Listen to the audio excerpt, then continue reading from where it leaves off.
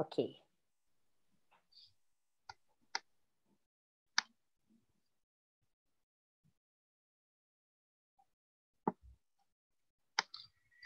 Boa tarde a todos.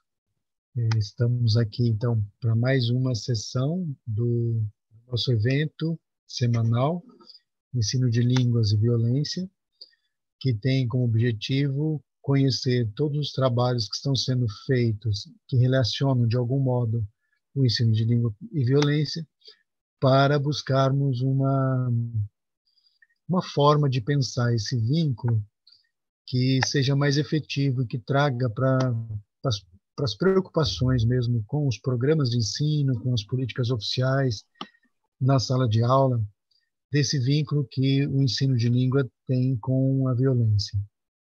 Nós vivemos um mundo muito violento, um país muito violento, com índices muito altos, e como professores de línguas nós buscamos compreender que papel nós podemos ter para amenizar isso de dentro da nossa área. Esse é o nosso objetivo. Um bom número de estudantes aqui de pós-graduação ou graduação estão no intuito de compreender o que está sendo dito e buscar um outro caminho. Como eu disse no primeiro dia, quando uma ideia já está pronta, já está formatada, a gente simplesmente organiza uma aula e repassa esse conhecimento. Aqui nós estamos entendendo que as relações entre o ensino de línguas e violência ainda não é algo estabilizado, é alguma coisa que a gente está buscando, que a gente está tentando entender, a gente está tentando delinear praticamente um problema de pesquisa aqui. Então, esse é o nosso objetivo. Nós temos hoje mais apresentações, deixo que as próprias pessoas que vão falar também se apresentem, contem um pouco de si, do seu interesse pela área e de sua trajetória. Muito obrigado a todos por terem vindo e vamos continuar firme nessa direção. Quem está apresentando, não esqueça que a gente tem o plano de publicar o livro, né? E já vai preparando o texto. Quanto antes o texto chegar para mim e para a Viviane, melhor, porque assim a gente vai tendo tempo de ler, de discutir. O nosso objetivo é fazer com que o texto chegue à condição de publicação. Não vai ser uma leitura avaliativa, publica, não publica, mas vai ser uma construção mesmo desse trabalho. Então, por favor, lembre-se disso e, quando puderem, enviem o texto para nós. Então, vamos lá. É a Amanda que vai começar? Isso. Então, boa tarde, pessoal. Eu sou a Amanda, eu sou doutoranda hoje no programa de pós-graduação em Estudos da Linguagem, na Universidade Federal de Catalão. Eu trabalho com espaços de conversação em língua inglesa e fui orientando durante o mestrado da professora Viviane, e agora estou no doutorado, como eu falei para vocês. Eu não sou uma pessoa muito formal, vocês vão ver isso ao longo da minha fala. Eu não uso muitos... Eu sou informal demais às vezes. Então, eu vou continuar na informalidade e, caso vocês queiram comentar no chat ou até falar comigo enquanto eu estou apresentando, não tem problema para mim. Me apresentar, eu não sei se tem alguém aqui com algum tipo de... com algum tipo de dificuldade visual, alguma coisa. Então, eu estou numa sala, tem um quadro atrás de mim, eu estou com uma blusa preta, tenho cabelos curtos. Eu quero que eles sejam cacheados, mas eles não estão no momento. E eu estou com um batom vermelho que eu uso de vez em quando, apenas quando as pessoas vão me ver. Então, eu não vou apresentar hoje, vou só falar. Então, para as pessoas que têm dificuldade de concentração como eu, às vezes só ouvir é mais interessante. Então, vamos lá. Com licença. Hoje eu vim falar com vocês sobre as minhas experiências como professora e aluna e com o mito do falante nativo. Na minha história, eu cruzo com o termo falante nativo pela primeira vez quando eu me inscrevo para estudar em uma escola de inglês, em que a grande chamada da escola era você vai aprender a falar inglês como um nativo. Era fruto de grande graça entre nós, alunos, entre os anos de 2008 e 2012, as celebridades americanas que mudavam todo ano nas propagandas da escola. O mote era sempre algo sobre a língua vai te derrubar, caso você não soubesse a língua estrangeira direito, ou você vai passar vergonha se você não entender a língua. A escola tinha professores brasileiros e estrangeiros. Lembro da minha satisfação em saber que em um determinado semestre eu teria um professor nativo. Nos 8 semestres em que fui aluna, tive 7 professores e 3 deles eram estrangeiros. Durante as aulas naquela escola, eu era estimulada a repetir de forma mais parecida possível a pronúncia dos vídeos e áudios que eram tocados na sala de aula. E hoje, eu me recordo de ter minha pronúncia corrigida várias vezes por causa do sotaque brasileiro. Mais tarde, quando eu me tornei professora nessa mesma escola, eu era a professora que estimulava os alunos a buscar uma pronúncia de inglês o mais parecida com a do, aspas, falante nativo. Eu achava que o objetivo de qualquer falante de língua estrangeira tinha que ser poder ser confundido com um nativo. Na minha cabeça, se você tinha sotaque brasileiro, você tinha que estudar, repetir até alcançar a pronúncia do americano ou do inglês, caso você estivesse estudando língua inglesa. Eu tinha uma pronúncia bastante boa, pelo que me era dito pelos professores e pessoas com quem eu convivia. Eu estudava bastante conteúdos gramaticais, sintáticos e semânticos para me sentir segura enquanto dava aula. Tinha medo dos alunos me perguntarem algo e eu não saber responder, então buscava estar pronta para qualquer dúvida. Depois de um ano dando aula nessa escola junto a outros professores, nativos, estrangeiros e brasileiros, fizemos um teste que examinava 5 habilidades: compreensão auditiva, habilidade oral, leitura, escrita e gramática. E tive a maior nota geral da escola. Esse teste era usado como um critério para a distribuição do número de turmas de professores. Mesmo a minha nota tendo sido excelente, eu fiquei com menos turmas naquele ano do que os professores nativos da escola, de novo, entre aspas. Quando questionei a coordenação sobre isso, me disseram que foi porque mais alunos queriam ter aula com os professores, aspas, nativos. Uma segunda vez que cruzo com o falante nativo é quando estou no mestrado e crio um espaço de conversação em inglês em uma escola pública em catalão. Eu tinha 2 participantes e um deles era o Natan, que cursava o 6º ano do ensino fundamental e tinha 13 anos. Eu tinha planejado que o espaço de conversação acontecesse só em língua inglesa e que as trocas acontecessem com os conhecimentos que os alunos já tivessem em inglês. Foi uma tentativa, e o que aconteceu realmente foi um espaço em que os participantes falaram sobre aprender inglês na escola, sobre experiências que o inglês, sobre as expectativas que o inglês poderia sobre o que o inglês poderia prover para eles, mas eles não falaram mesmo em inglês. Em inglês mesmo só eu falei. Após a realização do espaço de conversação, eu tive conversas com os participantes para entender melhor as suas experiências. Algo que o Natan falou comigo foi, eu perguntei para ele se algo deveria ter sido diferente no Let's Talk, que era o nome do espaço de conversação. E ele me respondeu que a gente deveria ter falado mais inglês. Talvez você devesse ter trazido uma gringa para falar com a gente. Uma gringa? Eu lembro de perguntar. Ele disse, sim, alguém que só fala inglês, sabe? Que a pessoa só falasse inglês com a gente. Eu falei, sim, refletindo. Ora, Nathan queria uma professora que só falasse inglês com ele. Eu só havia falado inglês com ele. Eu perguntava em inglês, eles me compreendiam e respondiam em português. A compreensão deles era excelente. Ainda assim, eles não sentiam que estavam aprendendo inglês ou praticando inglês. Nathan achava que alguém que tivesse inglês como uma língua materna teria podido ensinar inglês mais eficazmente a ele. Essa palavra eficaz é dele. Ele me falou isso. Seria mais eficaz.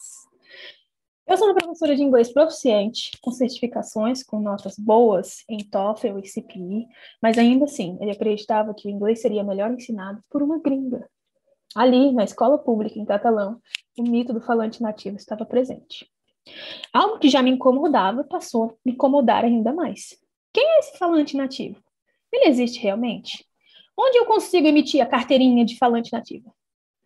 Por que eu falo português e ninguém me chama de falante nativo no meu próprio país? Quando estive no Canadá para fazer parte do meu mestrado, com um professor, ao conversar com colegas e amigos lá, comentei sobre essa minha curiosidade sobre o, aspas, falante nativo, e o que encontrei foram pessoas me encontrando longamente. Falante nativo? Eles perguntaram. Como indígenas? Falei, não, como falantes de inglês mesmo. Esse questionamento sobre o termo nativo me fez pensar. O que é ser nativo?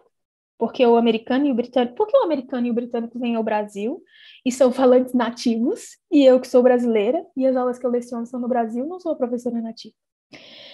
Quem presenteou algumas pessoas com o termo nativo ou não? Arcanjo, 2016, perdão, define que o termo nativo seria o que nos é dado ao nascimento, e estrangeiro, por oposição, é o proveniente de outros lugares. Arcanjo completa, no entanto, que essa definição não atende a todas as pessoas e aos seus usos de língua. Pessoas que sejam originalmente de países que possuam 2 ou mais línguas oficiais podem crescer utilizando as 2 línguas. Qual delas é a língua nativa, portanto?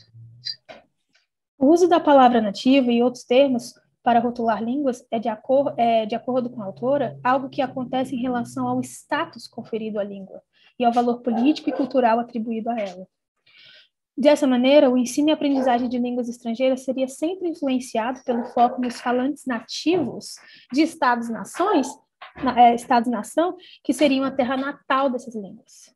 A ideia do falante nativo como sendo alguém que domina perfeitamente a sua língua, que sabe a sua língua, que nunca se engana, que nunca comete erros, está intimamente conectada ao prescritivismo, ou seja, a noção binária de certo ou errado, e de que só há um modelo a ser seguido. Essa concepção se torna perigosa, pois não leva em consideração os diferentes contextos onde o inglês pode se desenvolver. Essa crença a respeito do falante nativo perfeito, o uso de metodologias de ensino que estimulam o apagamento de marcadores de falas regionais brasileiras, e a busca por uma pronúncia americanizada ou inglesa que supostamente dão status na sociedade, contribuem para uma falta de confiança entre professores de inglês quando ensinam o idioma em salas de aula. Existe uma supervalorização em uma modalidade de fala inalcançável a falar igual a pessoa que nasceu naquele país. E faz com que o professor que seja falante não nativo, que não seja nascido em um país cujo inglês é a língua materna, se sinta incapaz na sua produção oral. Isso foi algo que eu senti enquanto eu era aprendiz nas escolas de inglês e enquanto eu fui professora nas escolas em que dei aula. Eu era comparada a professores que não tinham a mesma formação que eu, mas que eram privilegiados ou considerados melhores que eu, porque tinham o inglês como língua materna. Eu penso que hoje a minha prática na escola deverá ser como uma professora que não encoraja o entendimento de inglês como sendo somente a língua do outro. Eu almejo ser uma professora que ensina aos alunos que o inglês é uma língua que pode ser sabida por todos e que o local de nascimento de uma pessoa não é responsável pelo nível ou qualidade de inglês que ela poderá aprender e lecionar na sua vida. É necessário que apresentemos aos nossos alunos o entendimento de que não existe um inglês único e que ninguém é dono ou dona do inglês. A certidão de nascimento de alguém não determina sua capacidade linguística ou sua capacidade para comunicação. Nós, professores brasileiros, não devemos deixar com que ideias equivocadas de que o inglês ou qualquer outra língua pertença unicamente a um grupo e nos impeça de sermos professores excelentes em nossa prática e de que sermos valorizados.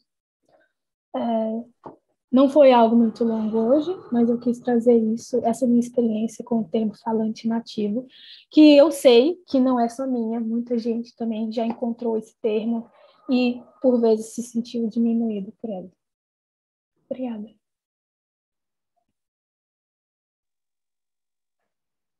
Obrigada, Amanda, nós que agradecemos. Eu vou abrir o espaço para perguntas, comentários, antes de passar a palavra para a próxima apresentação, que é da Ivonete.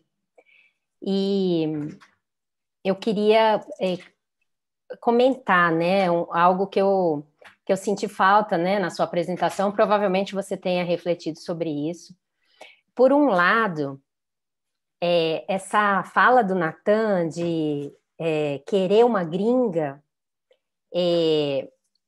leva para um caminho que no Brasil há essa cobrança, né? E esse mito também de que o professor formado em letras não é proficiente, então ele não fala inglês em geral.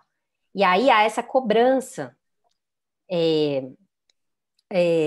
por parte de vários pesquisadores, inclusive professores e famílias, né, de que tem que falar inglês na aula. Então, essa supervalorização do oral, e que também, quando algo não dá certo, então, ao ensino de inglês na escola pública, ele não funciona porque os professores não são proficientes.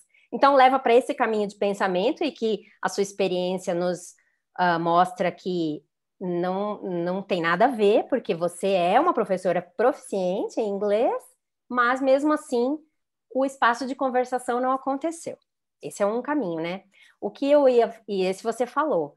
O que você não falou, e o que eu pensei, é que o Natan está completamente certo. Por quê? Porque qual é o sentido de falar inglês entre brasileiros, né? Isso é uma coisa que a gente vê nos corredores das universidades, né? Aquela coisa de você encontrar o colega brasileiro, só tem brasileiro em volta e começa a falar numa língua estrangeira para praticar, né? Mas tem um glamour disso. E esse glamour eu acho bastante violento, porque no meu caso, pessoalmente, sempre me colocou assim em uma posição constrangedora. Eu não via sentido de falar inglês só com brasileiros. Então, isso refletia até na minha fluência. Porque se não faz sentido, a língua não vem. E porque, né, tem que fazer sentido para você colocar algo em prática. Então, era isso, Amanda. Eu só queria comentar que eu acho que você tem a intenção de publicar, colocar essa parte, né? Aí eu vou parar de falar. A Valesca escreveu aqui, me contemplou, acho que Valesca ia falar algo nesse sentido. Tá aberto agora, quem quiser fazer comentários, perguntas. Valdir levantou a mão?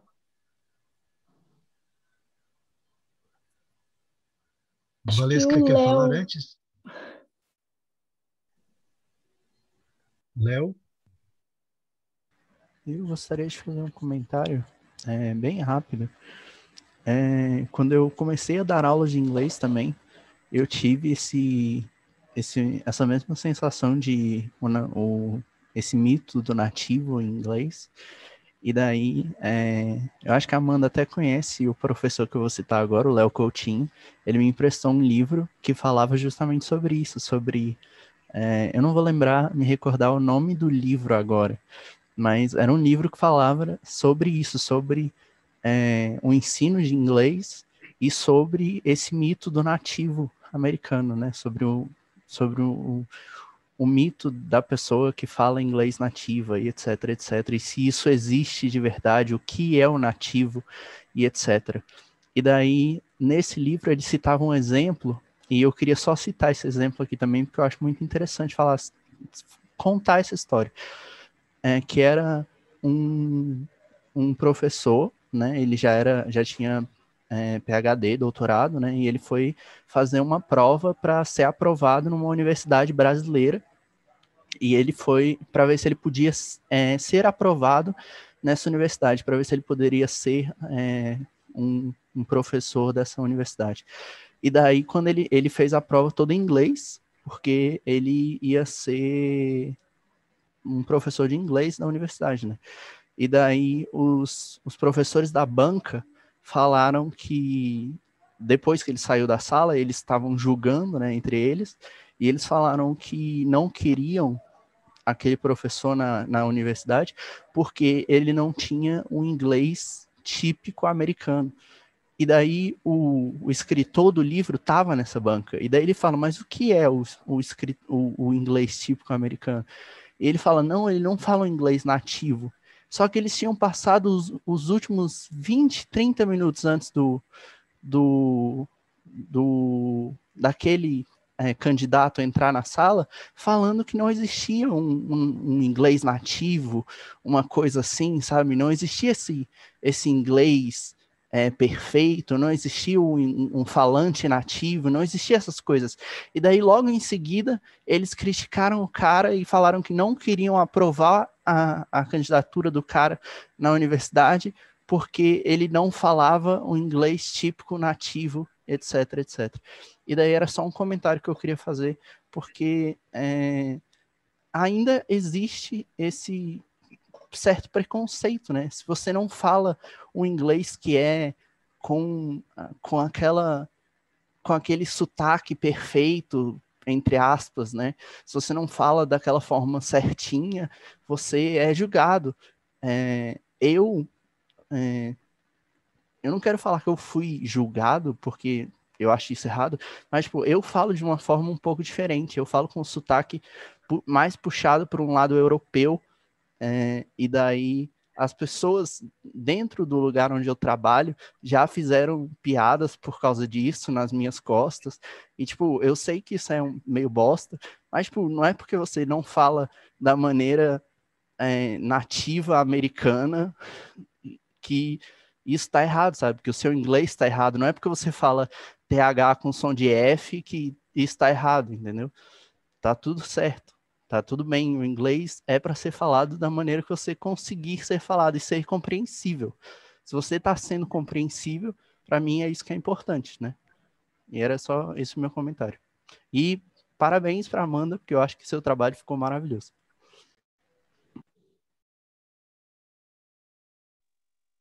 Gisele, acho que tinha se manifestado.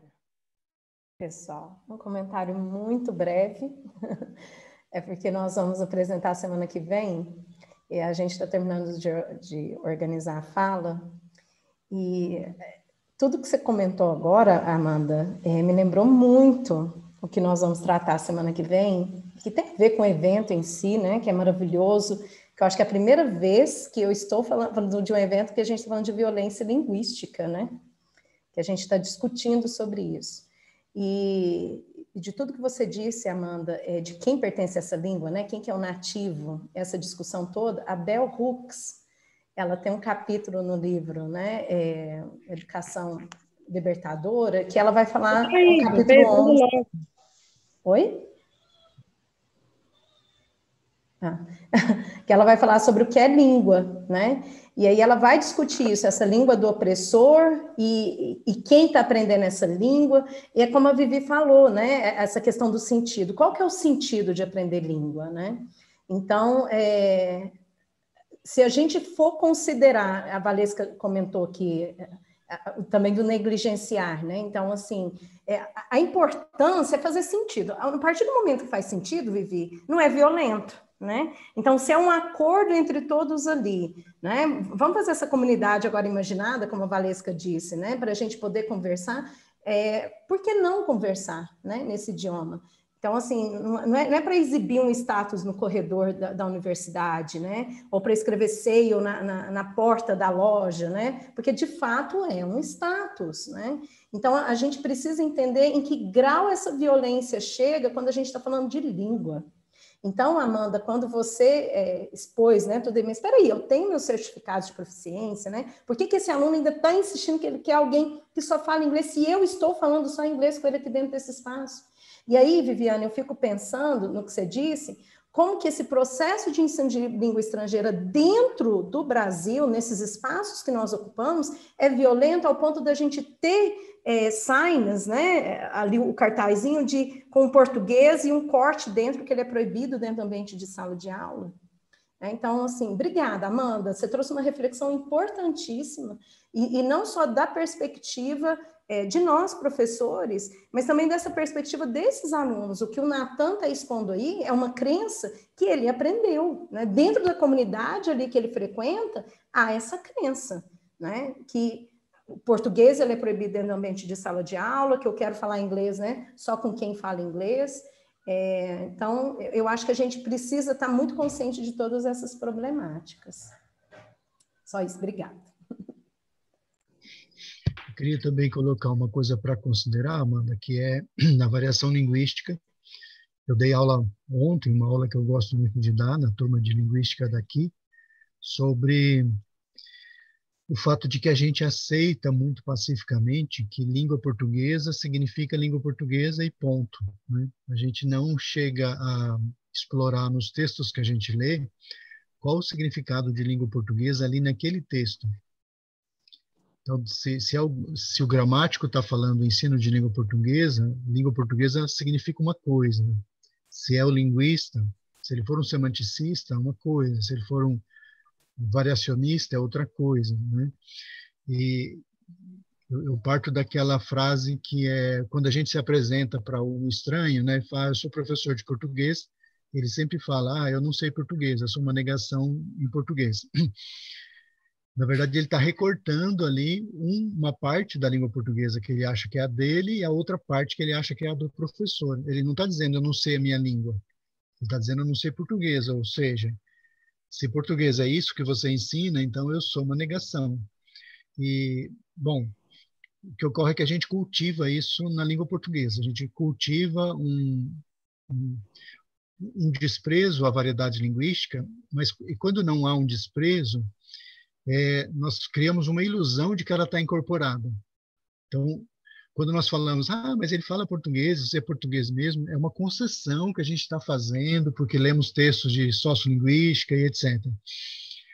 Eu queria dizer, e talvez fosse interessante você considerar no seu texto, que é a mesma coisa para o inglês. O menino não está dizendo que você não sabe inglês, ele está só nomeando uma outra coisa. O seu é inglês também, mas não é o inglês do nativo. E nós não construímos a consciência no aluno de que existe um montão de língua portuguesa funcionando ao mesmo tempo no Brasil. Ele não tem essa consciência sobre a língua dele. Uma língua distante, que ele tem acesso muito menor, ele vai achar que ela é menor ainda, né? Então, língua inglesa é X. Quando ele fala que é um falante nativo, não está falando que é alguém da Guiana, não está pensando em alguém que é do interior da Índia. Então, esse inglês é o nome de um pedaço de uma língua, e o nativo é o falante desse pedaço, que ele considera inglês. Mas isso vem desde o ensino de português, né? Quando eu falo, estou na escola para aprender português, não é o português da Gisele, não é o português lá de onde eu cresci, no Mamburê, né, no Paraná. Quando eu falo, eu estou na escola para aprender português, português não é esse contínuo infinito que tem no Brasil, é um determinado português, né? Então, acho que seria legal, em algum momento, fazer esse contraponto e construir, né, é isso que se torna violento ao exigir o falante nativo, é reflexo de uma violência linguística praticada antes contra os falantes das diferentes variedades brasileiras.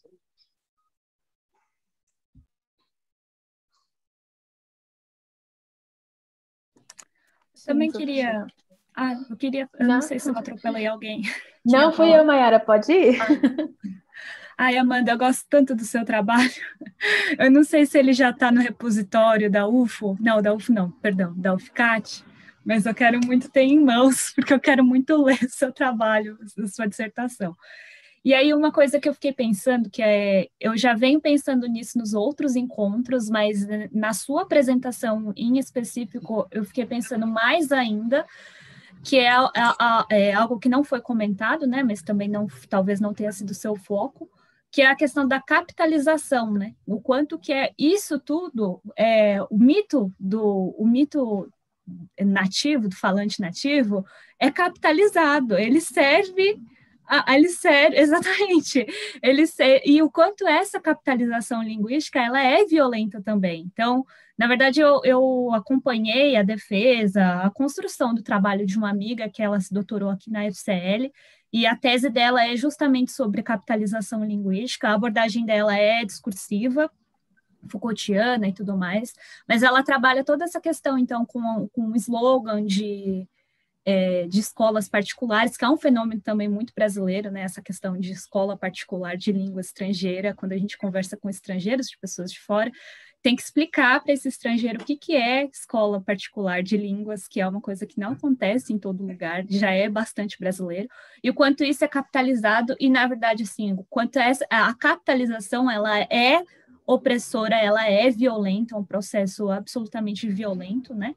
Porque coloca a língua como uma mercadoria, né? E aí, quais são as consequências disso? Porque se ela é uma mercadoria, então é feita para alguns terem e outros não terem. Então, beneficia aqueles que têm e aqueles que podem vender essa mercadoria, que é a língua nativa, né? Essa língua perfeita, essa língua gringa, essa língua do gringo, né? E aí eu fico pensando nisso, assim, a quem beneficia, né?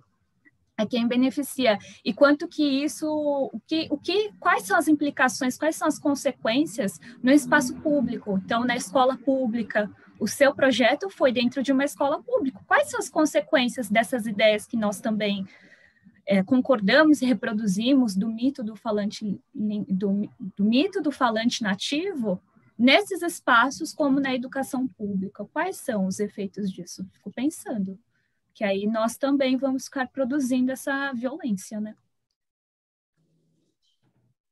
Sim, nossa, muito obrigada a todo mundo pelas contribuições. É realmente algo que eu penso há alguns anos sobre, e cada vez que eu começo a me aprofundar, eu me sinto mais curiosa e mais violada, porque realmente é algo que vem da escola regular, da escola de idioma, do curso de letras, quando você também entra e às vezes, porque aquela pessoa pode estudar numa escola particular de línguas, então ela vai ser um professor melhor e não tem nada a ver isso. São muitas as instâncias em que essa violência ocorre com o professor brasileiro de língua estrangeira, não somente do inglês, né? O meu foco foi no inglês, mas professores de espanhol, de qualquer outra língua também, que sofrem que passam por essas situações em que a sua capacidade é julgada em termos que não têm sentido para mim. Muito obrigada, gente.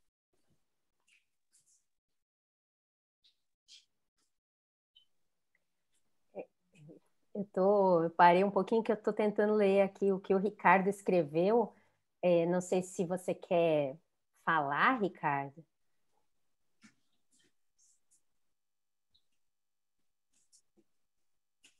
Acho que não, né? Deixa eu ver. Em 2019, tive algumas discussões com uma turma de ensino médio. Trabalhava com inglês com alunos do segundo ano, escola pública, IF. No meio do ano, recebemos um aluno da Groenlândia para um intercâmbio de 1 ano. O aluno falava inglês com tranquilidade e se mostrava arredio a aprender ou usar o português durante essa experiência. Como tem uma variedade de alunos, com mais ou com menos acesso, tento construir uma experiência de idioma com aulas alternando inglês e português para possibilitar o acesso. Com a chegada desse aluno, parte da turma começou a pedir aulas totalmente em inglês, mas os motivos incomodavam. Eles queriam que eu ministrasse a aula unicamente para o estrangeiro, e para ele o conteúdo era desinteressante, ignorando e excluindo o restante da turma. Então, pensar nesse mito do falante nativo me chamou a atenção e provocou a repensar alguns detalhes da experiência que tive. É que o chat subiu assim, eu perdi onde eu estava lendo. Ricardo falou isso é outra coisa que acontece frequentemente e tem total ligação com isso que a gente está discutindo aqui, que a Gisele falou, né, do colonialismo, né, do imperialismo, do que tudo que é de fora, né, é melhor, é superior, e o brasileiro, geralmente, a gente tem uma postura de submissão em vez de subversão, né? Isso reflete na língua. Muitas vezes isso acontece, né? De ter 50 brasileiros, tem um inglês, todo mundo fala inglês. Aí é algo para se refletir mesmo. Se alguém quiser tomar a fala aqui, ainda a gente tem tempo. Enquanto eu aguardo mais um pouquinho antes de passar para a Ivonete, agradecer novamente a apresentação da Amanda e falar que a Daiane, você colocou, Daiane, acho que sim, né? A lista. Lembro que colocou sim. Coloquei sim. Obrigada. O link para para a lista de presença de quem tem interesse em certificado.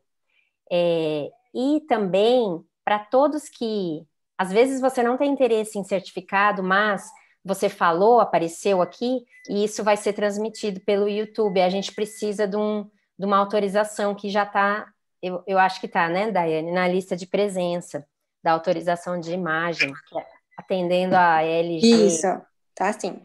É uma lei nova aí.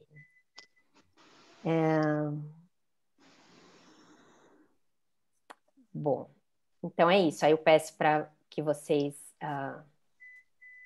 acessem o link, né, do Forms, e falar em Forms também é muito significativo aquela fala do Valdir, acho que no primeiro dia, ele falou assim, o aluno fala, o motoboy foi no shopping, mas ele acha estranho, né, ouvir nós vai na loja, né?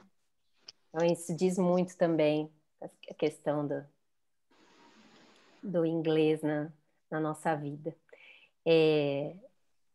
Então, acho que eu posso passar a fala para a nossa próxima palestrante, que é a Ivonete. Com você, Ivonete. Boa tarde a todos e a todas. Vou tentar projetar os slides. Vão me dando aí um feedback se está aparecendo ou não, tá?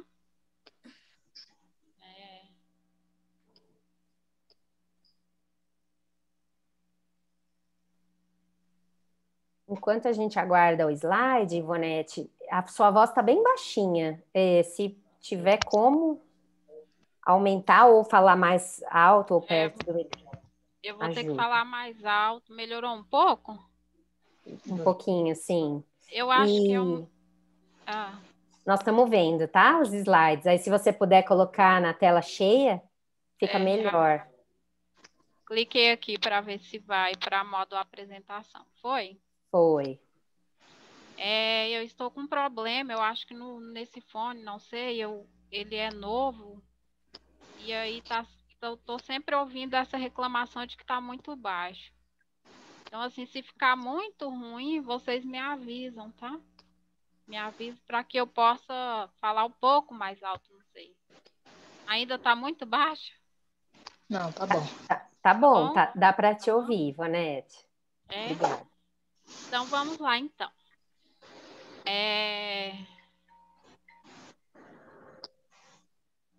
Meu nome é Ivonete, né? Deixa eu só minimizar aqui. Meu nome é Ivonete.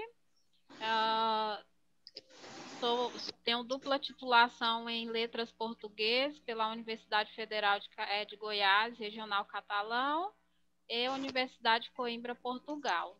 Sou mestre em Estudos da Linguagem pela Universidade Federal de Goiás, Regional Catalão, e doutoranda em Estudos da Linguagem pela Universidade Federal de Catalão, agora o UFCAT.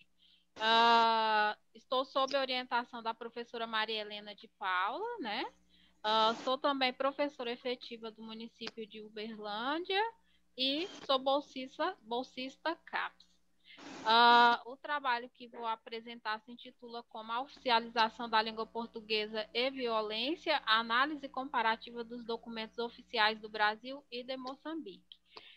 Esta temática ela está agarrada à temática principal da minha tese, né, no caso da pesquisa de doutorado, que tem como foco principal as decisões, as determinações legais que atribuíram status de língua oficial à língua portuguesa, né?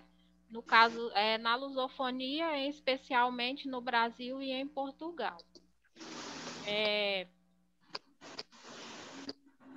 Então, passo agora a apresentar e trago aqui algumas questões que julguei necessário antes de adentrar a leitura, a comparação aí de artigos, né, principalmente da Constituição dos dois países e de um outro documento que é chamado de diretório, né, ou decretos.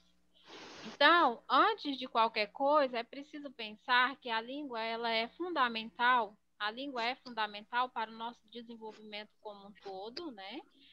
Essa língua, ela está em nós e é por nós, ou seja, a língua não existe independente do ser humano, ela é no ser humano e é para o ser humano. A língua possui um caráter flexível, entre aspas. Esse caráter flexível aqui, de que eu falo, ele está relacionado à característica que a língua tem de pertencer a várias comunidades, né? Ou seja, eu posso ter uma língua que sobrevive em diferentes comunidades, em diferentes culturas, em diferentes sociedades.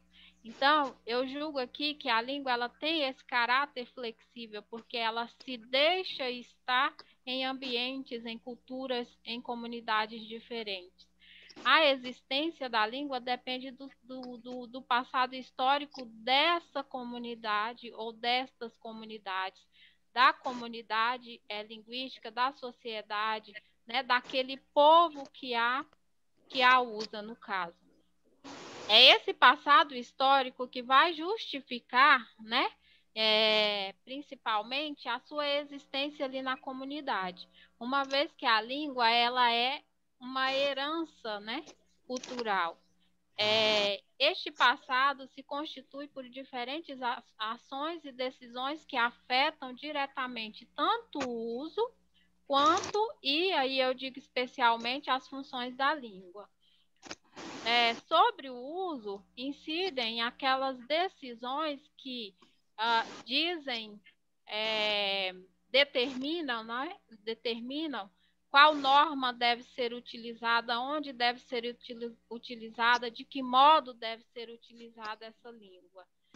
Em relação às funções da língua, aqui eu abordo, a gente, né, abrange principalmente as atribuições que são dadas à língua ou às línguas, no que diz respeito às nomeações dessas funções, né? Se é língua materna, se é língua oficial, se é língua segunda e etc. As decisões são da ordem do conflito e do âmbito da disputa. Ou seja, essas decisões, essas ações que culminam em determinações legais, elas são resultantes de um conflito. Ou seja, para se decidir sobre uma determinada atribuição que é conferida a uma língua, existe por trás aí toda uma luta, toda uma disputa, todo um conflito, em que há um processo de inclusão, né? Vamos incluir determinada língua e vamos elegê-la como língua oficial, por exemplo. Nesse processo, há também a questão da exclusão. Ao passo que eu incluo ou que eu elejo determinada língua, eu estou deixando para trás outras línguas que, de fato, até pareciam ser mais importantes por serem principalmente as línguas nativas, né? Por já existirem no ambiente, no caso Brasil e Moçambique, antes mesmo da chegada da língua portuguesa. E aqui, mais especificamente, vou falar sobre a língua portuguesa, claro. Essas decisões, elas partem de dois grupos, né? São decisões que são tomadas e aí elas saem de dois grupos.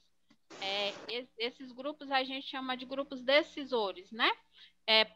Que são os governantes, né? Então, aí temos as instâncias superiores que determinam, e aí nós temos os textos legais, e eu já citei, que são os que eu vou mencionar alguns artigos logo mais, a Constituição Federal e os diretórios, né? E o outro grupo é a própria comunidade, ou seja, nós falantes. Então, as decisões que vão afetar diretamente o uso ou as funções da língua, elas partem sempre desses dois grupos. Claro que, no âmbito legal, esse primeiro grupo que é constituído por governantes é o que tem mais voz, né? Deixa eu só... Eu queria tirar uma coisinha que fica aparecendo ali para mim.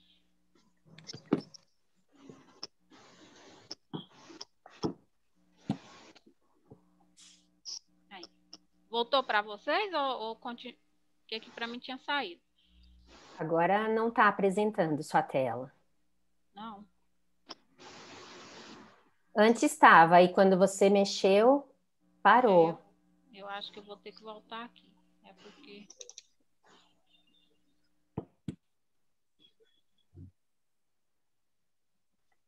Agora voltou, né? Sim, voltou.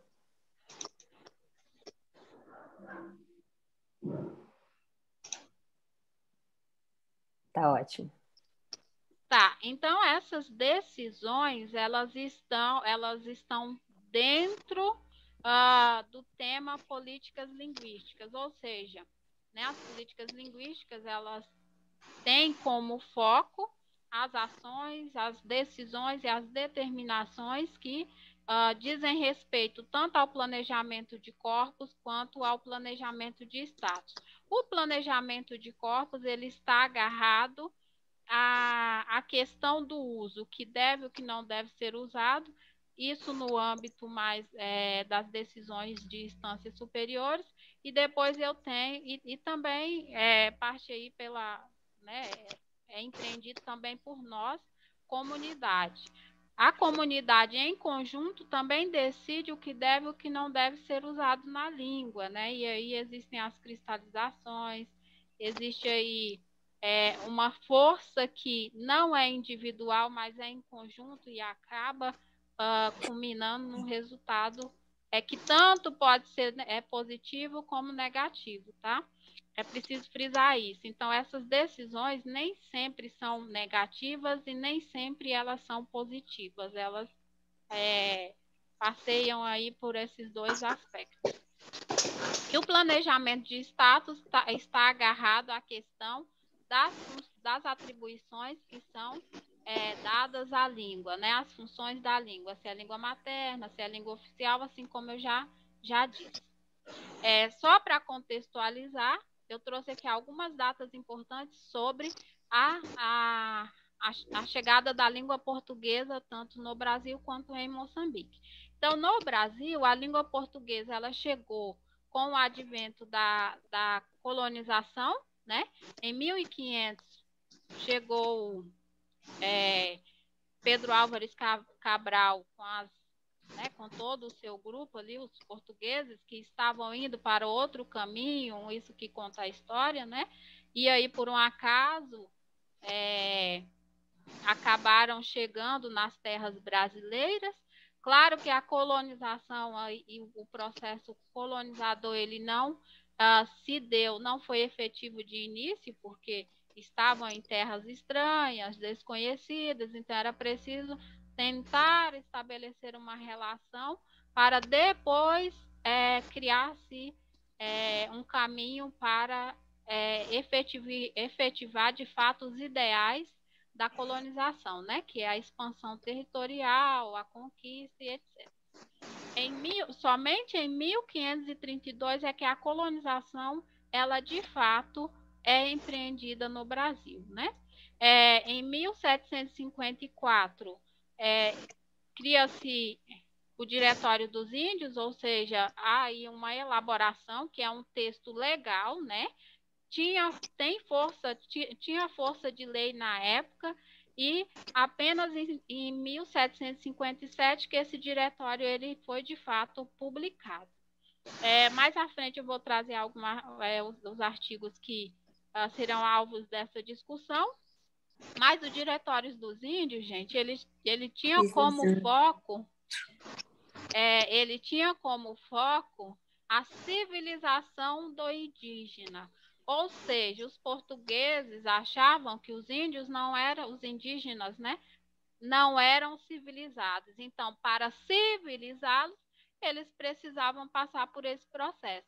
Esse diretório é um documento legal que tem muitos artigos que tratam, sobretudo, de como os índios deveriam proceder para que fossem incluídos na sociedade portuguesa, né? Já que o Brasil estava sendo colonizado pelos portugueses.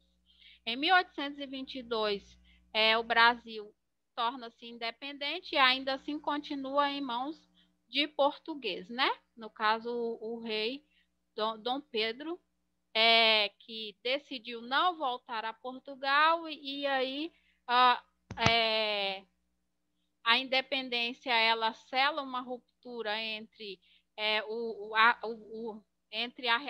uma ruptura aí na relação entre colônia e, no caso, Portugal, né, que era o comando maior, mas ainda assim continuava em mãos de português, né?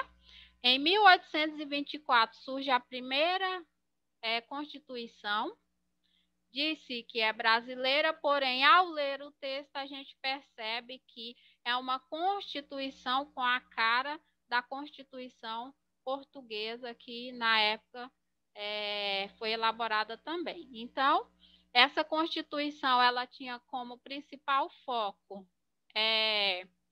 né, e a maioria dos seus artigos era em favor, né, em benefício da corte, no caso, da família real, né?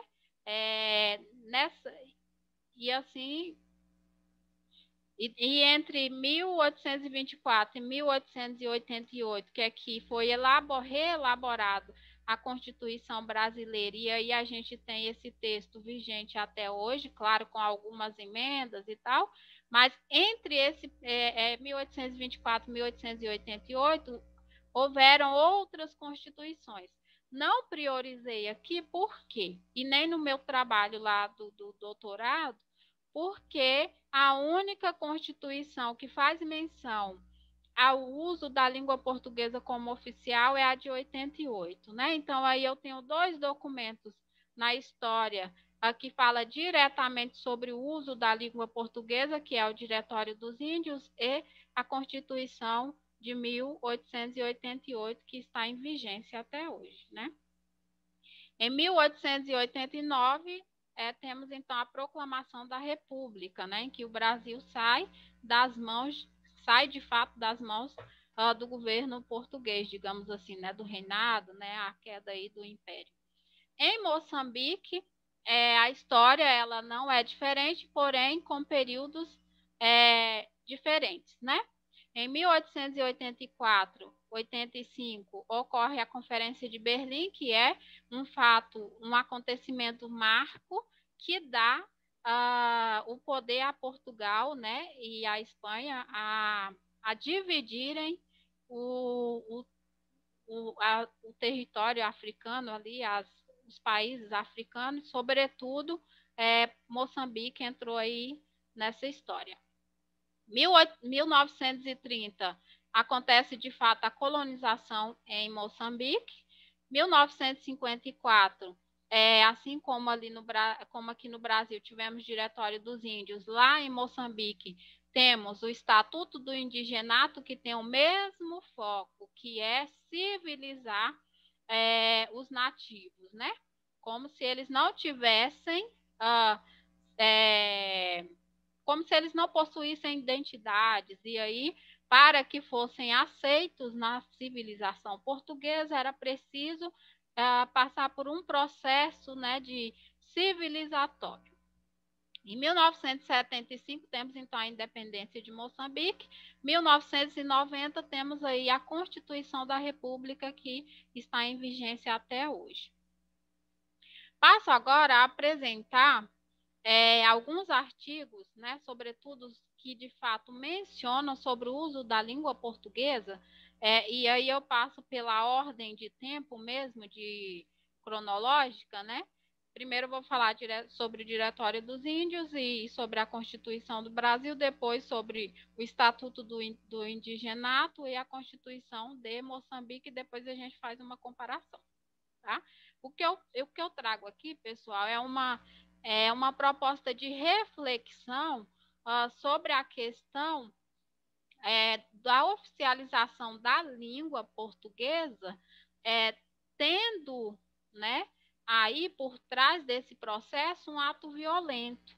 Então, eu convido a todos que já vão, né, pensando, né, à medida que eu for lendo aqui os artigos, que já vão tentando estabelecer essa relação de imposição, oficialização e violência, tá?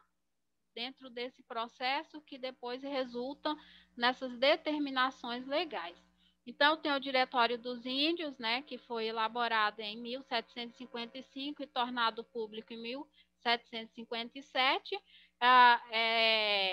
Esse diretório surgiu num período que é chamado na história de período pombalino. Então, nesse período os portugueses perceberam que não poderia, de fato, eximar, né, do Brasil os nativos, então era preciso trazê-los para a civilização que eles julgavam que era portuguesa, digamos assim, né? Então, pensaram aí em todo um processo de civilização e passo agora a ler o artigo 6º, que é um dos mais expressivos deste diretório. Para desterrar ou seja, nesse diretório tem-se como objetivo, pessoal, que falar a língua portuguesa era a exigência indispensável para que o nativo ele fosse considerado civilizado, certo? Para desterrar esse perniciosíssimo abuso, será um dos principais cuidados dos diretores estabelecer nas suas respectivas povoações o uso da língua portuguesa, não consentindo por modo algum que os meninos e as meninas que pertencerem às escolas e todos aqueles índios que forem capazes de instrução nesta matéria usem de língua própria das suas nações ou da chamada geral, mas unicamente da língua portuguesa, na forma que Sua Majestade tem recomendado em repetidas ordens, que até agora se não observaram, com total ruína espiritual e temporal do Estado. Ou seja, aqui, né, é claro que aí na história, antes dos diretórios, já vê-se uma tentativa, né, de impor a língua portuguesa e a cultura portuguesa como forma de expandir, né, o império, mas aqui nesse documento a gente vê claramente que a intenção dos portugueses era fazer com que aqueles nativos eles adotassem à força, né, a língua portuguesa. Dessa forma, estariam deixando a sua identidade, digamos assim, nativa, né? Sua identidade constituída por meio de outras línguas, que eram as línguas nativas, para adquirir uma identidade em língua portuguesa, uma identidade portuguesa. E assim passariam, claro, depois de... Existe aí um rol de recomendações, de deveres, de modos, como eles deviam agir, para serem incluídos e serem respeitados como civilizados, certo? Já a Constituição Federal de 1988, que é o texto que temos à nossa disposição, ela menciona no seu artigo 13 o seguinte: a língua portuguesa é o idioma oficial da República Federativa do Brasil. Veja que nós temos períodos diferentes, elaborações, esses textos legais, eles foram elaborados em momentos diferentes e, digamos assim, eu ainda estou construindo aí uma defesa, né, uma tese para o doutorado em relação a esses dois períodos, né? Porque se vocês olharem lá no período do Diretório dos Índios, eu posso quase que atestar com certeza, não, quase que com certeza, que ele foi, a língua portuguesa foi imposta ali a falantes nativos, claro, né, e está claro isso, e já que no âmbito da elaboração e a promulgação dessa Constituição de 1988, eu já tenho falantes, né, dessa língua portuguesa, tenho falantes maternos dessa língua portuguesa. Então, percebe-se aí também um cenário diferente, né, um cenário sociolinguístico já diferente aqui, tá? O tom, se a gente olhar assim, o tom né, do que nos é dado como determinação aqui sobre a oficialização da língua portuguesa, já é um tom mais brando, né, digamos assim, em relação àquilo que é falado lá no Diretório dos Índios. Porque lá, de fato, ali naquele artigo que eu trouxe, depois a gente lendo os outros artigos, a gente percebe uma certa violência no uso das palavras mesmo para se referir aos nativos, às suas línguas e às suas culturas, né? No artigo 210, eu tenho, artigo 210, parágrafo 2º da Constituição Federal de 88, eu tenho, ela diz o seguinte: o ensino fundamental regular será ministrado em língua portuguesa, assegurada às comunidades indígenas também a utilização de suas línguas maternas e processos próprios de aprendizagem. Então, aqui eu já tenho uma leve consideração das línguas, as línguas maternas, né? As línguas indígenas, mas ainda assim eu tenho uma determinação de que o ensino fundamental regular deve ser ministrado em língua portuguesa, ou seja, para os demais, e é claro, para nós falantes de língua, falantes maternos de língua portuguesa, não é nenhum sacrifício ter o ensino ministrado por esta língua. Porém, para aqueles que não a têm como materna, é um conflito, é um transtorno, é uma violência, né? E aí, eu tenho aqui um tom que diz ser inclusivo, né? Porém, ao eleger uma língua como língua oficial, e aí abrindo uma margem para que os falantes de outras línguas, no caso os nativos, possam utilizá-las como processo, né, no processo de aprendizagem, eu percebo que ainda assim há uma hierarquia, porque não há aqui nenhuma menção de que esses falantes nativos, eles podem, por exemplo, se comunicarem através de um documento oficial nas suas línguas maternas, né? Ainda assim, no âmbito nacional, é preciso que se use a língua portuguesa. E aí eu repito, para nós falantes maternos de língua portuguesa, isso não é um sacrifício, mas para quem não tem a língua portuguesa como língua materna, é, sem sombra de dúvida, uma violência, né? Em relação ao Estatuto do Indigenato, que foi o documento legal, elaborado e publicado em 1954 lá em Moçambique, né? Eu tenho no primeiro artigo, no primeiro parágrafo deste documento, né? Lembrando, só sobre lá a Constituição e sobre o Diretório, acho que sobre o Diretório eu falei, que é o único artigo que menciona diretamente sobre o uso da língua portuguesa. No caso da Constituição, aqueles 2 artigos que eu trouxe, esses aqui, são os únicos artigos que mencionam o termo, a expressão língua portuguesa. Então, assim, por isso que eu os priorizei, né? Que fala de fato sobre a língua portuguesa e se refere à questão da oficialização.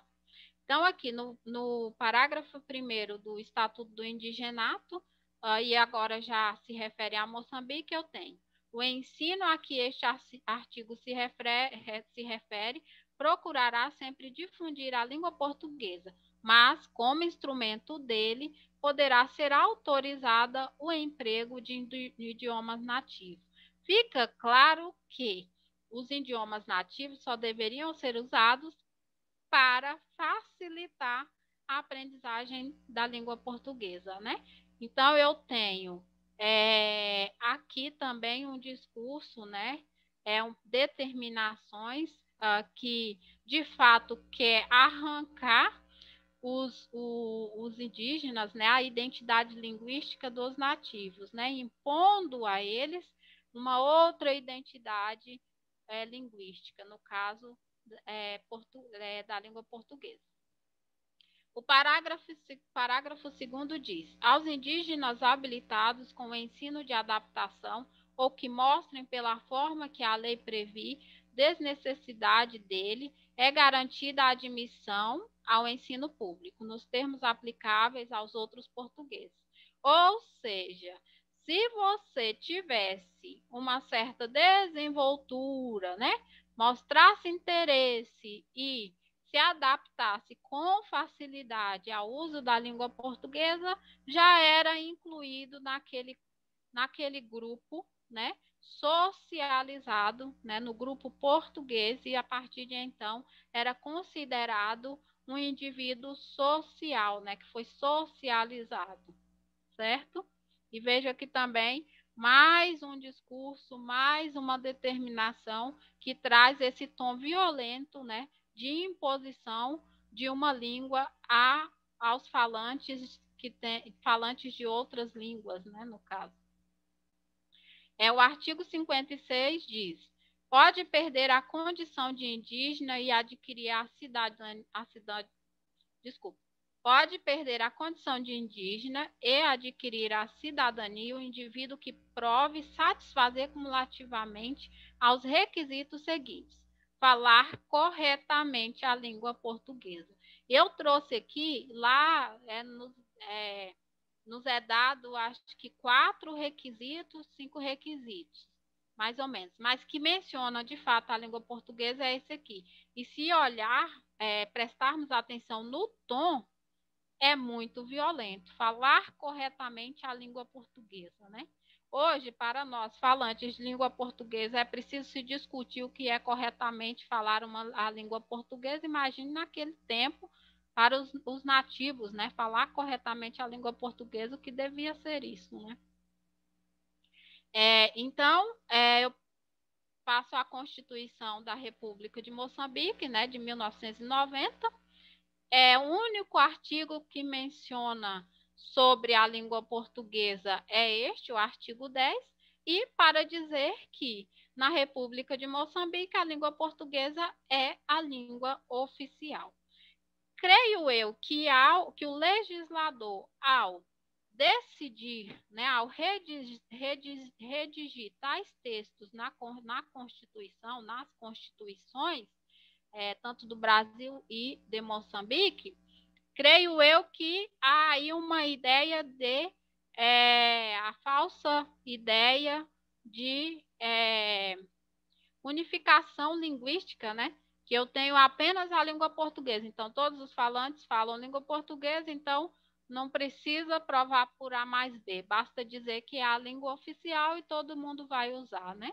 E aí a gente pode até imaginar um grupo em que eu tenho nas bordas uma linha, né, que une esse grupo, e depois eu tenho ali no seu interior algumas confusões, né? E aí são vários grupos que eu cito como exemplo vários grupos que falam outras línguas. Por exemplo, em Moçambique, Moçambique conta com mais de 20 línguas, né? Muito mais de 20 línguas autóctones, né? Línguas nativas. Então, são muitas, e convivendo com a língua portuguesa. Claro que hoje, em Moçambique, tem-se aí um número já expressivo de falantes maternos de língua portuguesa.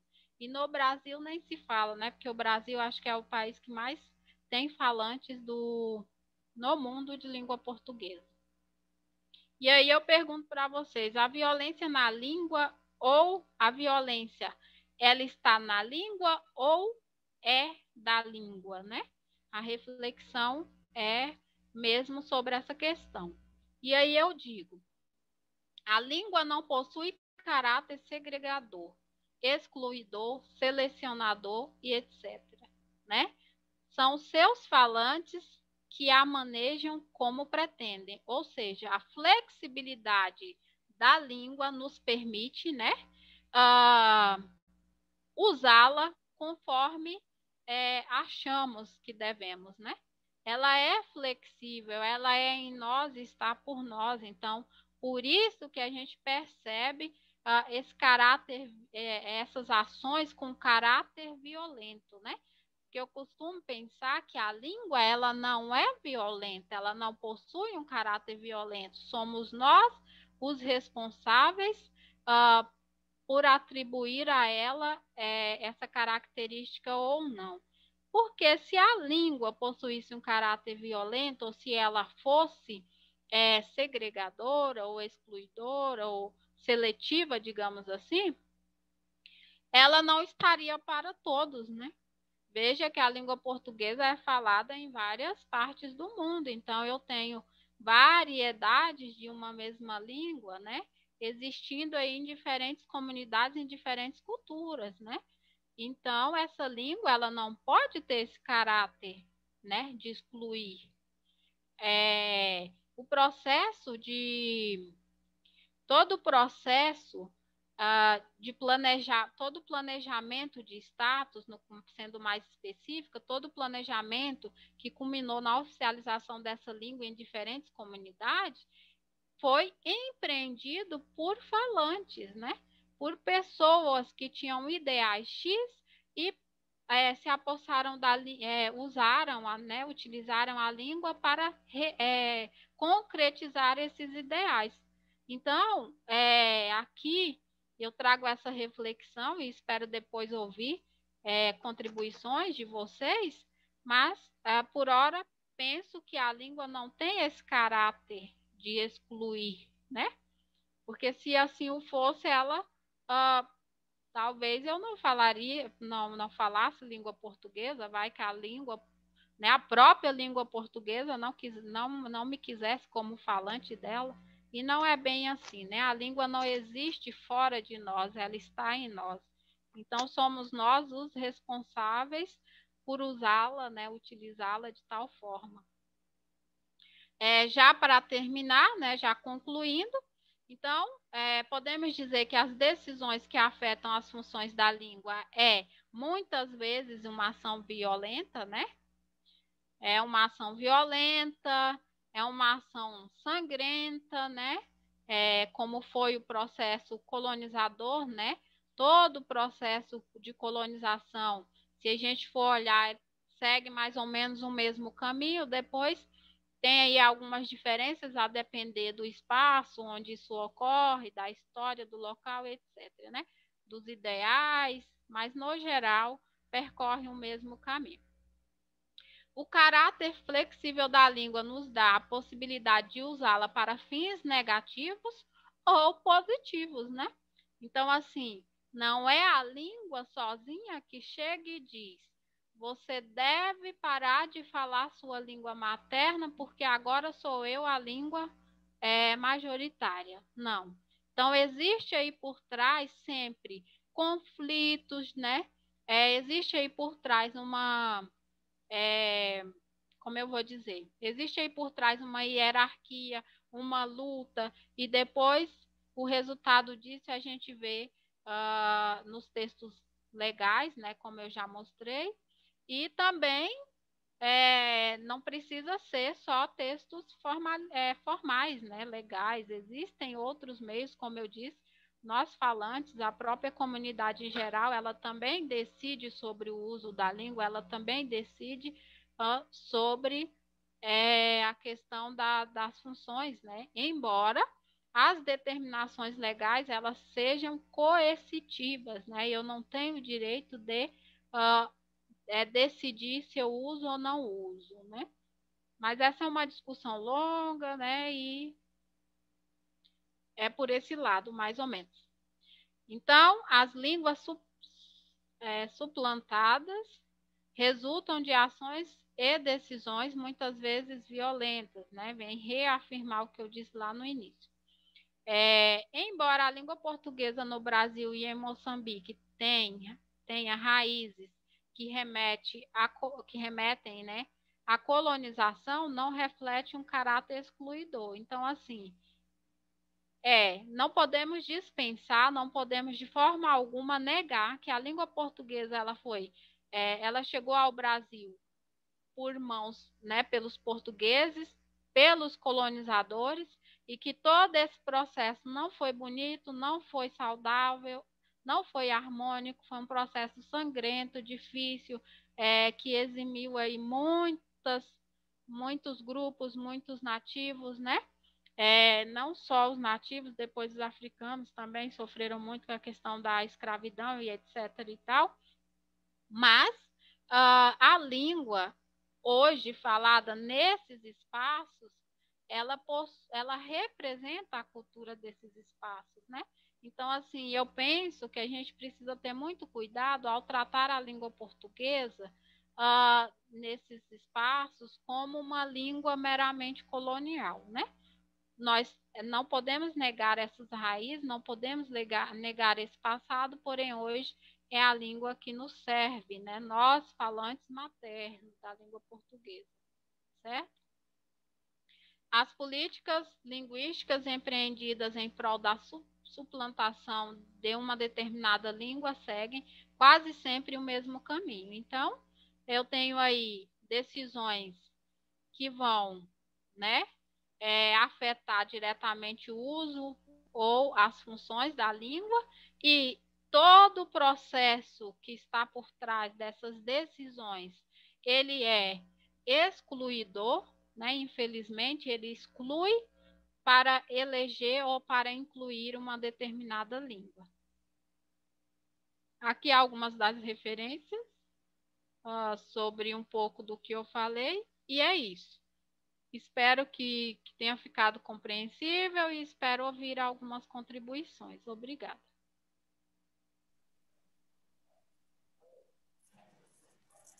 Nós que agradecemos, Ivonete. Se você puder parar a sua apresentação enquanto o pessoal se organiza. Estou tentando voltar aqui para... Tá, a gente aguarda. Eu acho que é aqui, calma. Tá aberto então, pessoal, para perguntas, comentários. Fiquem à vontade.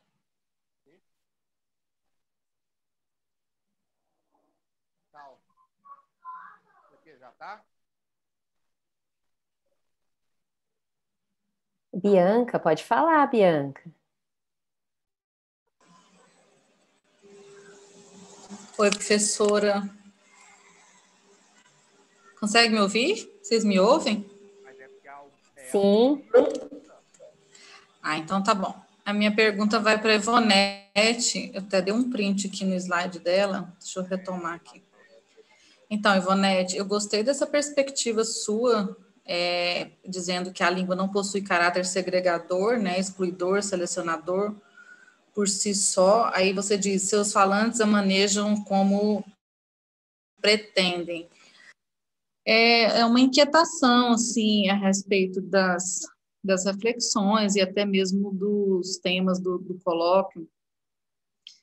Essa perspectiva sua me faz pensar, assim, eu vou falar de qual lugar que eu falo, né, da linha 1, eu sou doutoranda da linha 1, então eu estudo à luz da teoria do filósofo Michel Foucault, e assim, a sua perspectiva me faz pensar justamente essa questão de ela não ser excludente por si só, né, eu acho que é uma ideia bacana a sua. Aí a minha pergunta para você é como analisar a pretensão, que você disse, a partir como eles pretendem, né? Porque na própria teoria, assim, pensada por Michel Foucault, a gente não pode se ater ao significado, né? Eu acho que, não sei se eu peguei errado a sua ideia, mas se a gente for o significado simplesmente, ele não quer dizer muita coisa, mas como a gente mobiliza isso nas relações. sobretudo, né, nas relações com as pessoas, institucionais e tudo mais. E, assim, eu vou te dar um exemplo para elucidar mais o que sobre as minhas inquietações. Por exemplo, muito se discute hoje uma certa violência do ponto de vista simbólico, né, de um racismo simbólico, a expressão feito nas coxas. Então, trazendo isso para a sua proposta, pensando isso na sua proposta, como que poderia ser uma violência, uma expressão dessa, de alguém, dita por alguém que não conhece o teor ou a origem da palavra, de onde ela veio, né? Porque tem gente, simplesmente a gente culturalmente vai reproduzindo isso, vai dizendo isso.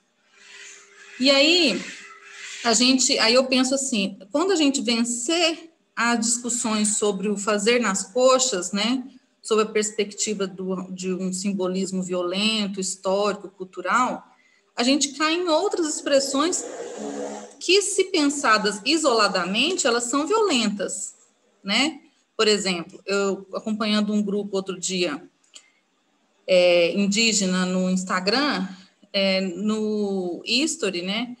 O nativo dizia assim, olha, a expressão entre a cruz e a espada diz respeito à nossa história. Eu falei, caramba, a gente fala isso o tempo todo. Estou entre a cruz e a espada, né? E aí, se eu disser isso numa fala de alguém que está discutindo isso no momento, pode considerar isso uma violência. Mas e quando eu dizia, sem conhecer esse dado, eu agia com violência? Então, não sei, a sua perspectiva me faz refletir isso sob um ponto de vista positivo, né? Porque pensar a língua isoladamente talvez não seja de um aspecto realmente violentador. Mas aí eu trago a sua própria reflexão para a gente pensar assim, é uma pergunta, como eu vou manejar a pretensão desse falante? Como que eu averiguo isso na prática? É minha pergunta para você. Né? É isso, não sei se eu me expressei bem, mas a sua fala me trouxe essas possibilidades de refletir sobre isso. Agradeço pela pergunta, pelas as inquietações, Bianca. A minha intenção é sempre essa, sempre que eu falo, eu espero causar realmente inquietação, porque é uma inquietação que vive em mim também.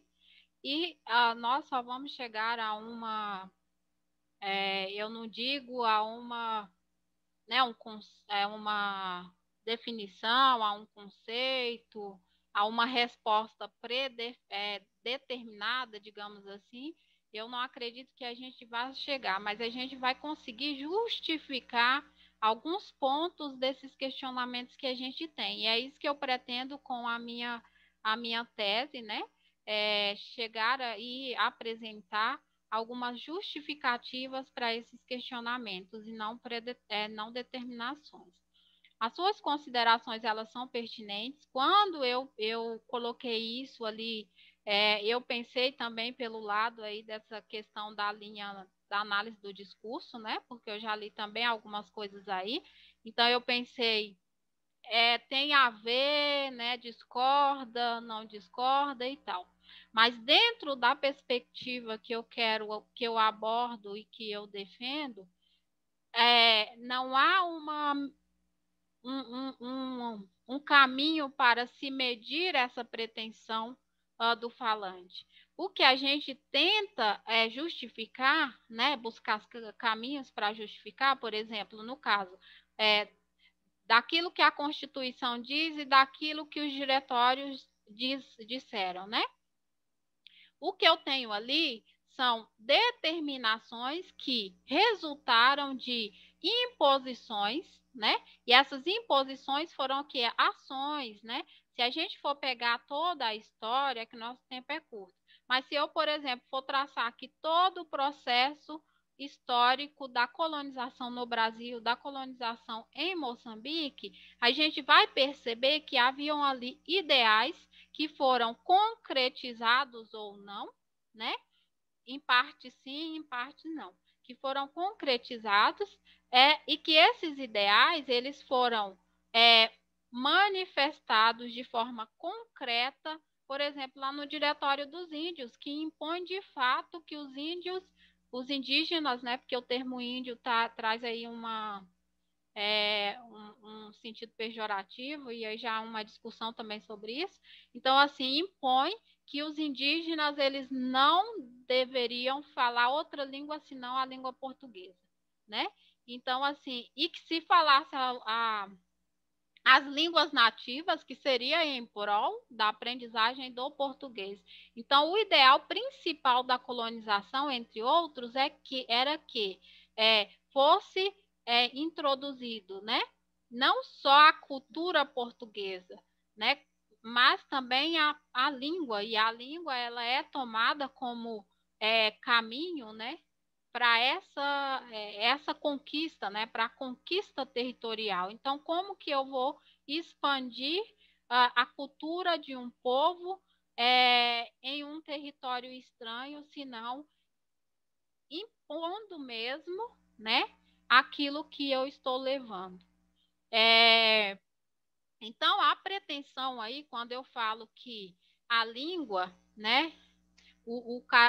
No caso, os seus falantes a manejam, nós falantes utilizamos essa língua da forma que pretendemos, talvez para ficar mais fácil, não sei.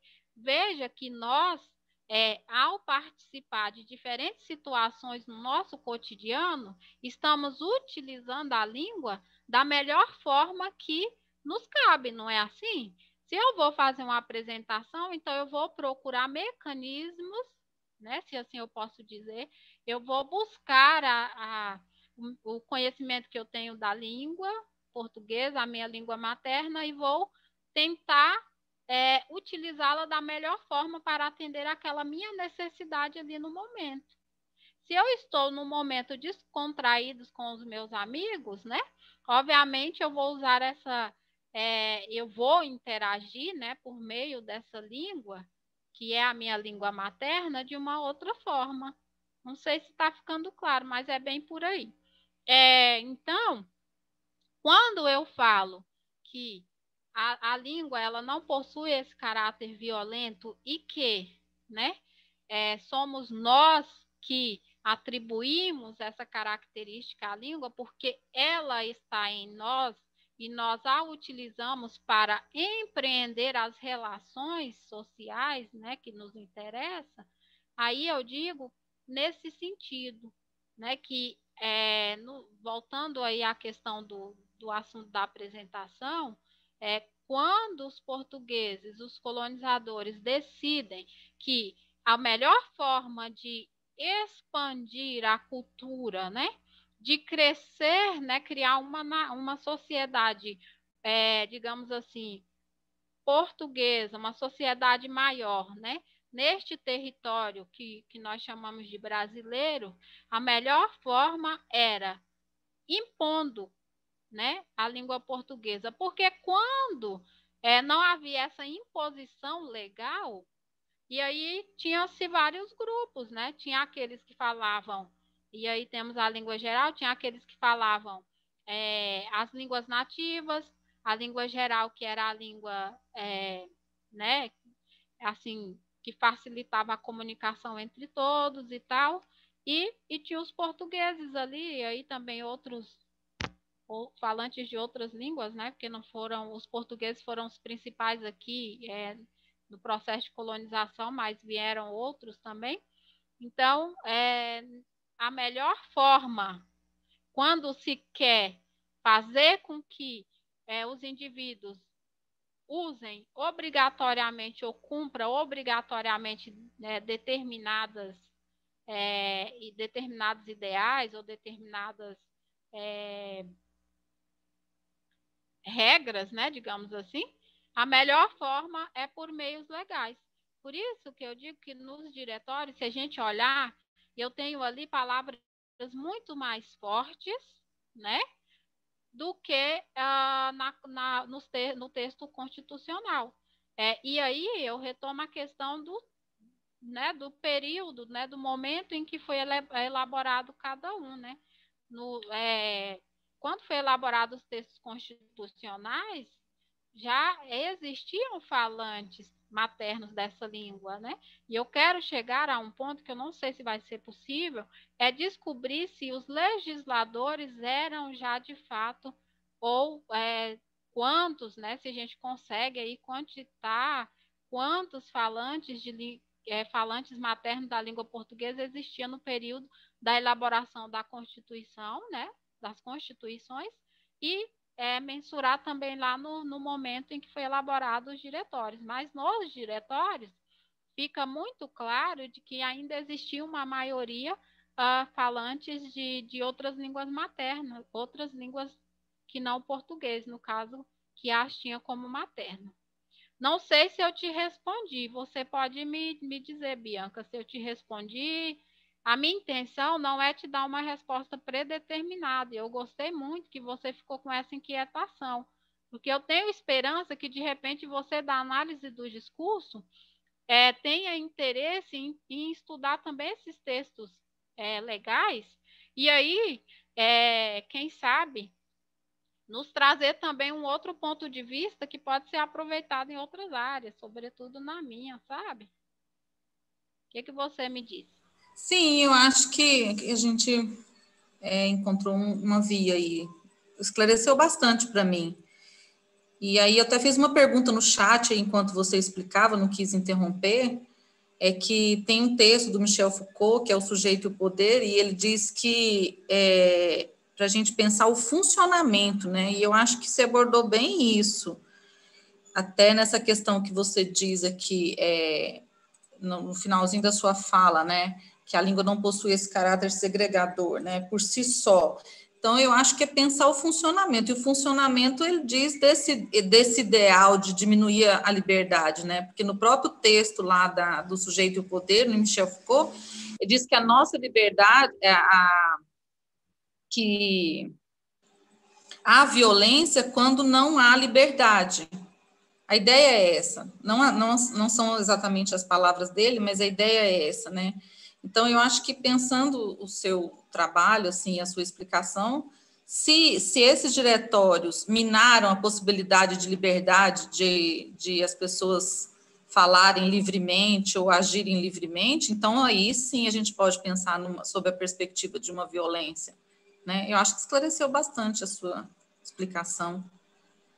Mas aí a sua inquietação, ela me trouxe, e é bom, assim, o diálogo, né, esse espaço que a gente está tendo, porque acho que está tudo interligado, né, as linhas, os campos do conhecimento, não tem nada... Bom, pelo menos é o que eu penso, né, enquanto ciência, e eu gosto de transitar, porque aí a gente vê esses olhares e explica o meu trabalho, e talvez como você disse, a minha linha também pode ajudar a explicar o seu, mas é que o que ele traz de proposta, o teórico, é sob a perspectiva da relação. Então, quando nesses diretórios ele impõe, não é que a língua por si só é violenta, né? Eu acho que talvez seja isso que você quis dizer, né? Mas é o funcionamento dela nesses corpos dessas pessoas que vão recepcionar a obrigatoriedade do uso desses diretórios, do cumprimento dessas leis, dessas normativas, etc., né? Porque aí muda tudo, porque a partir do funcionamento do que se quer, onde se quer chegar, o que se quer obter, aí realmente muda tudo, né? Sim, é bem por aí. É claro que pelas áreas, né, por estarmos aí dentro de áreas um pouco que tem, como eu vou dizer, que tem aí a gente faz uso de palavras técnicas um pouco diferente, mas a intenção é mais ou menos por esse caminho mesmo.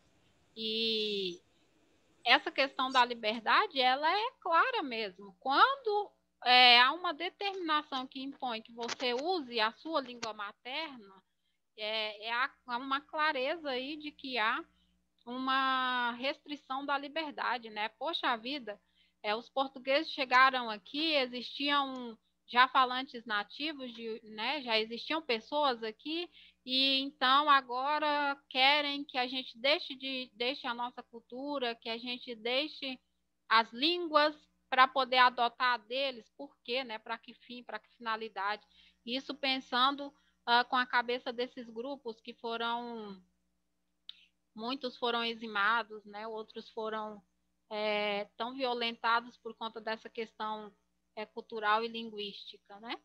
E eu vi que nós temos um perfil bem parecido, tá, Bianca? E eu sou uma pessoa que eu gosto muito de transitar por outras áreas, até mesmo para eu ter certeza daquilo que eu vou afirmar. Então, eu acho que uma pessoa ela não pode afirmar nada se ela não teve contato com outras discussões, com outras visões, e aí ela tem uma afirmação muito mais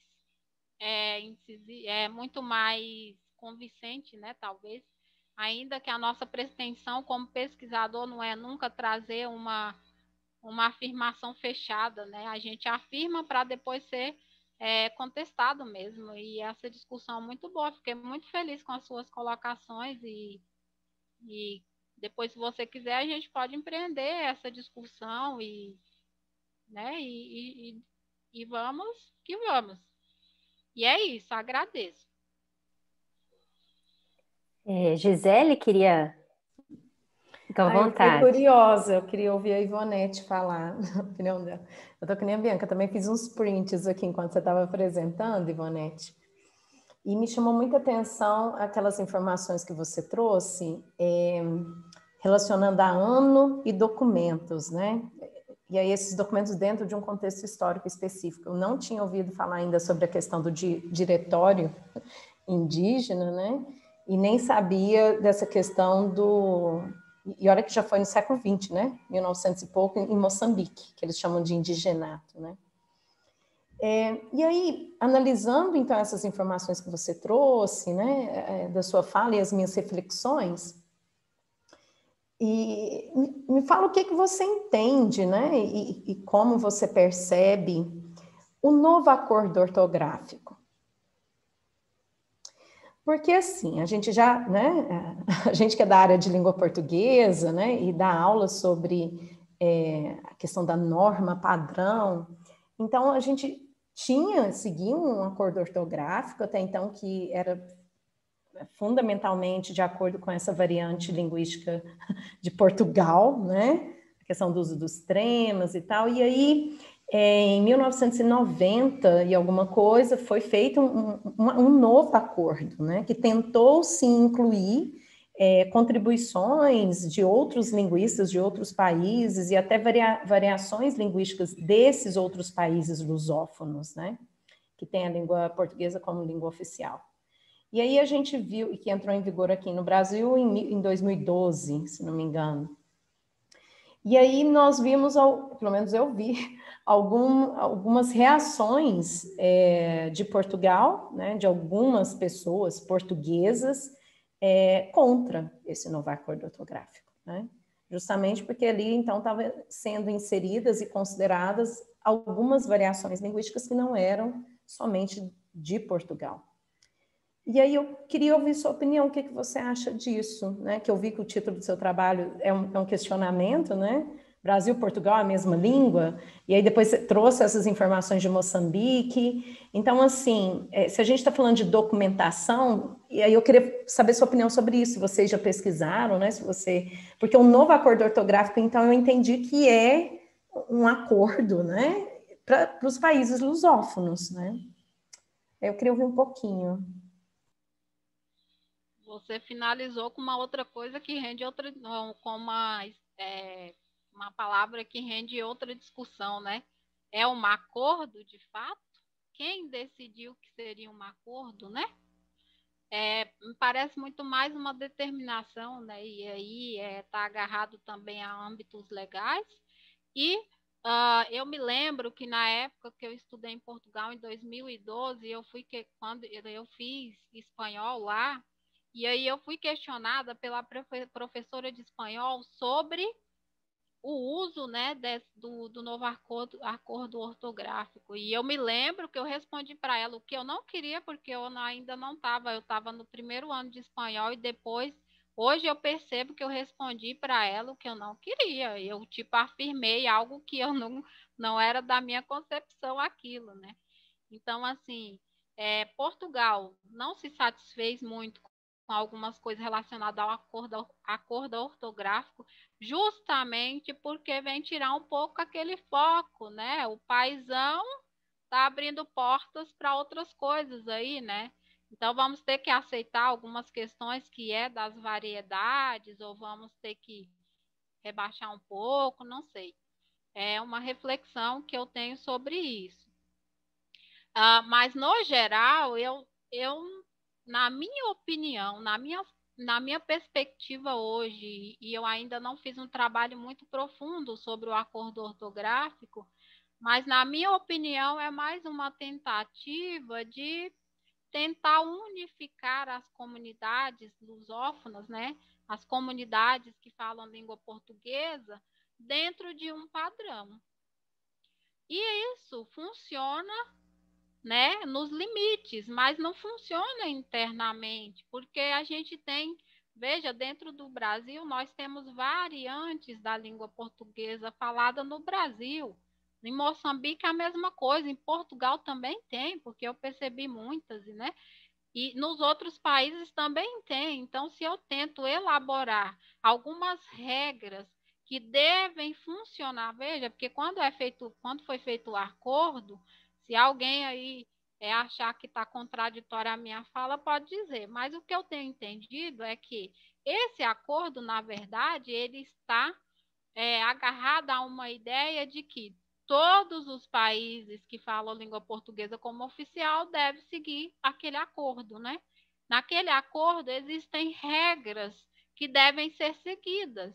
Agora, na prática, no nosso dia a dia, nem a norma que é eleita, né? No caso, a norma padrão aqui, no nosso dia a dia, na prática, ela funciona, né, com tanta eficácia como eles gostariam. Imagine um acordo para 5 países que falam língua portuguesa como oficial, né? Veja a falantes de língua portuguesa tem em cada uma dessas comunidades. Aí a gente vai percebendo que existe, o negócio é muito mais extenso, mais complexo do que a gente imagina. Então, na minha opinião, e assim, de forma geral, já tendo aí algumas perspectivas do trabalho, não pretendo trazer o acordo para o meu trabalho, uma vez que ele entra aí dentro da questão do planejamento de corpos, né? Pelo menos eu vejo assim, que é o que deve ser usado na língua e o que não deve ser usado. Mas dentro dessa perspectiva que você colocou, e aí falando na minha opinião, eu vejo sim o acordo ortográfico como algo que é impositivo, né? Agora, me pergunta como nós deveríamos fazer para que não fosse assim, e eu ainda não tenho essa resposta, né? É o mesmo que dizer de que forma poderíamos melhorar a questão da oficialização da língua portuguesa em relação às demais línguas, tá? Vamos oficializar todas as línguas. No Brasil, nós temos as línguas nativas e as línguas de imigrantes como já cooficializadas, mas é cooficializada, ainda assim a língua portuguesa permanece lá como no topo, né? No âmbito nacional é ela. Mas como poderíamos fazer? Vamos oficializar todas as línguas e poderíamos dar a liberdade aos falantes maternos dessas outras línguas para que pudesse se comunicar, principalmente no âmbito formal, aí, no âmbito mais, por exemplo, redigir textos oficiais e tal, nas suas próprias línguas. Então, o que eu teria que ter? Eu teria que ter profissionais capacitados em ambas as línguas para receber esses documentos, para receber essas pessoas que vêm de ambas as línguas, que têm ambas as línguas como materna. Eu acho que essa seria a única solução, a priori, assim, que eu tenho pensado é isso. Espero ter ter respondido ou dado um caminho.